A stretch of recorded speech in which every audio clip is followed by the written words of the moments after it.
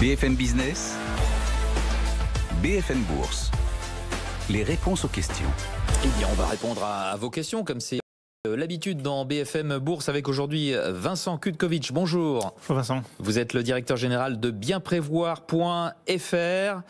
On a 5 questions aujourd'hui qui ont été sélectionnées. Bien entendu, on ne peut pas répondre à toutes vos questions, mais on en sélectionne un certain nombre et on essaye d'y répondre le plus possible. Question sur l'assurance vie luxembourgeoise. Une question qui nous vient de Claude. J'ai ouvert un contrat d'assurance vie au Luxembourg en 2020. Que dois-je déclarer au fisc ? C'est pas parce qu'on ouvre une assurance vie au Luxembourg que l'on cache son argent au Luxembourg. Pas du tout. Ouais. Déjà, très simple.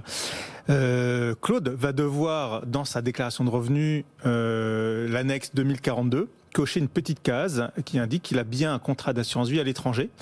Il faut savoir que pour les contrats d'assurance vie français, les revenus, les informations remontent automatiquement.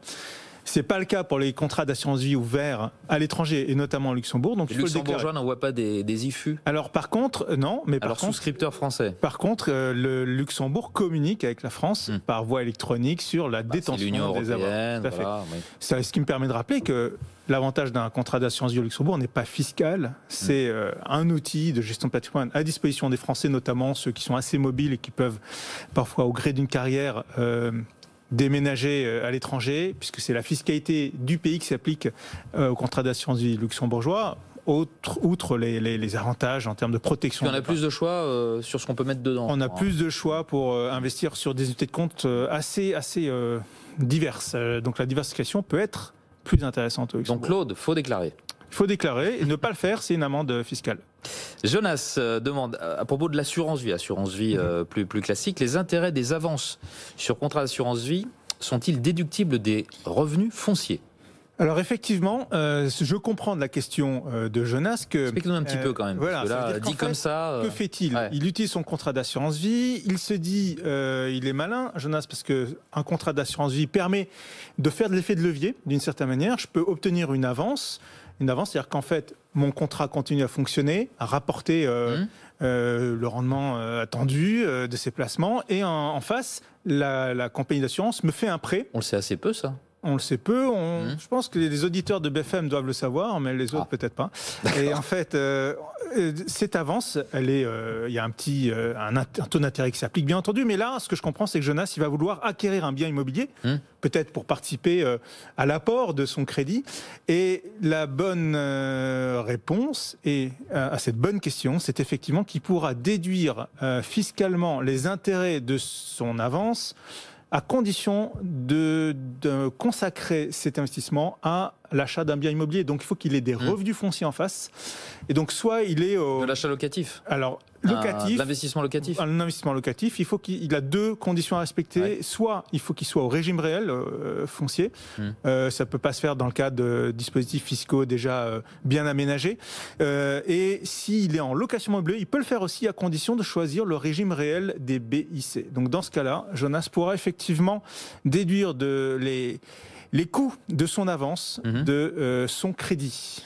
On va parler de pierre papier. Stéphanie nous demande, je détiens des SCPI dont les immeubles sont à l'étranger. Ah tiens, dois-je m'acquitter de l'impôt sur le revenu en France sur ces placements, ou est-ce que la société de gestion le fait directement dans le pays d'origine où se trouve l'immeuble ? Alors là, il y a 2 cas de figure qui se posent, mais généralement les SCPI qui investissent à l'étranger, elles choisissent quand même de travailler avec des pays où il y a ce qu'on appelle une convention de non-double imposition, parce que sinon ça serait un peu compliqué. Donc dans certains cas, c'est la société de gestion directement qui va s'acquitter de l'impôt dans le pays, si on est dans le cadre principal de l'application du taux effectif. Et si on est dans le cadre d'un crédit d'impôt qui est fourni à Stéphanie, dans ce cas-là, il y a un crédit d'impôt qui vous est fourni pour réduire votre imposition. Voilà, ce que je pense qu'il faut avoir en tête ici, c'est qu'en fait, cette convention de double imposition, il faut vraiment regarder les SCPI sur lesquels on investit pour en profiter. Voilà, donc Stéphanie n'a pas à s'inquiéter, soit elle va avoir un crédit d'impôt, soit la société de gestion va directement appliquer la fiscalité. Alors, ce qui me paraît intéressant par contre de rappeler, c'est que les prélèvements sociaux ne s'appliquent pas. Donc on a déjà pratiquement 17% d'écart. iso-fiscalité entre deux pays, du fait que pour les revenus issus de l'étranger, il n'y a pas de prélèvements sociaux. C'est un bénéfice effectivement intéressant pour Stéphanie. Une petite dernière pour la route, parce que le temps nous est compté.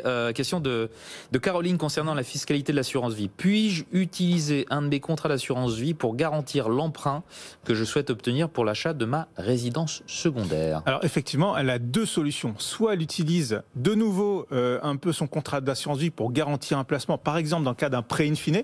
Souvent, ce que les compagnies proposent ou les banques proposent des prêts in fine d'une dizaine d'années. Vous mettez en face votre contrat d'assurance vie, vous ne cassez pas votre contrat d'assurance vie, votre épargne continue à rapporter des rendements, vous bénéficiez de l'antérieur fiscal de votre contrat, et ainsi au bout de 10 ans, il faut faire un choix, soit vous remboursez avec votre contrat d'assurance vie la banque, soit vous remboursez avec une autre somme d'argent.